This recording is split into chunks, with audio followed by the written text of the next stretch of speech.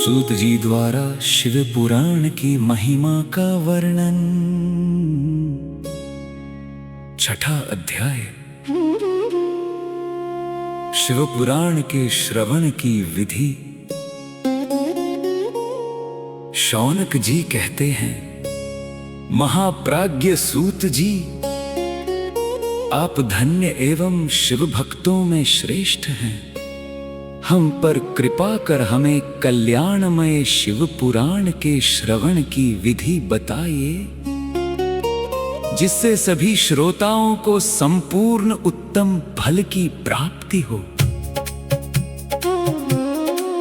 सूत जी ने कहा, मुने शौनक, तुम्हें संपूर्ण फल की प्राप्ति के लिए मैं शिव पुराण की विधि सविस्तार बताता हूं। सर्वप्रथम किसी ज्योतिषी को बुलाकर दान से संतुष्ट कर उससे कथा का शुभ मुहूर्त निकलवाना चाहिए और उसकी सूचना का संदेश सभी लोगों तक पहुंचाना चाहिए कि हमारे यहाँ शिव पुराण की कथा होने वाली है।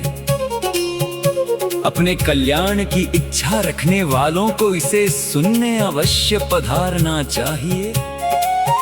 देश देश में जो भी भगवान शिव के भक्त हों तथा शिव कथा के कीर्तन और श्रवण के उत्सुक हों,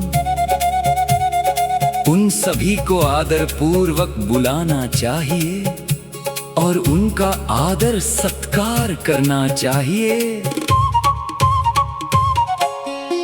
शिव पुराण सुनने के लिए मंदिर, तीर्थ, वन प्रांत अथवा घर में ही उत्तम स्थान का निर्माण करना चाहिए।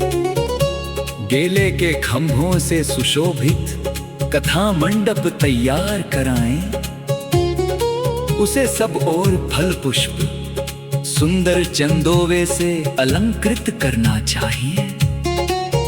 चारों कोनों पर ध्वज लगाकर उसे विभिन्न सामग्री से सुशोभित करें।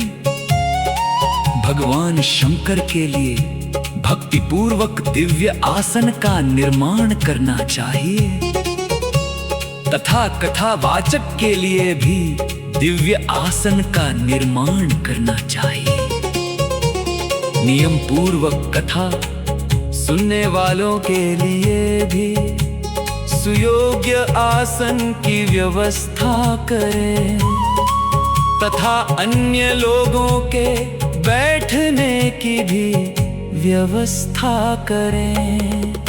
कथा बांचने वाले विद्वान के प्रति कभी बुरी भावना न रखें।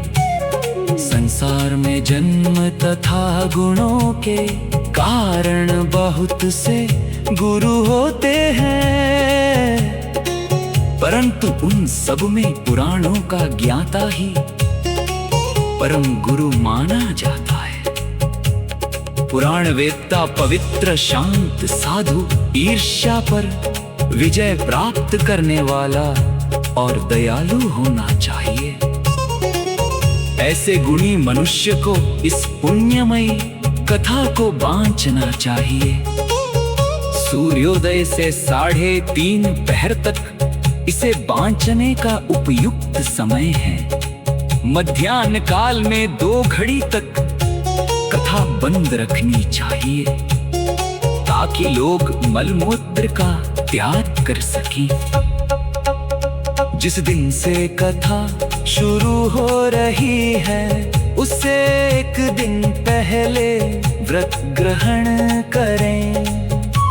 कथा के दिनों में प्रातः काल का नित्य कर्म संक्षेप में कर लेना चाहिए। वक्ता के पास उसकी सहायता हेतु एक विद्वान व्यक्ति को बैठाना चाहिए, जो कि सब प्रकार के संशयों को दूर कर लोगों को समझाने में कुशल हो। कथा में आने वाले विघ्नों को दूर करने के लिए सर्वप्रथम गणेश जी का पूजन करना चाहिए। भगवान शिव पुराण की भक्ति भाव से पूजा करें। तत्पश्चात श्रोता तन मन से शुद्ध होकर आदर पूर्वक शिव पुराण की कथा सुने। जो वक्ता और श्रोता अनेक प्रकार के कर्मों से भटक रहे हो, काम आदि छह विकारों से युक्त हो, वे पुण्य के भागी नहीं हो सकते। जो मनुष्य अपनी सभी चिंताओं को भूलकर कथा में मन लगाते हैं, उन शुद्ध बुद्धि मनुष्यों को उत्तम फल की प्राप्ति होती है।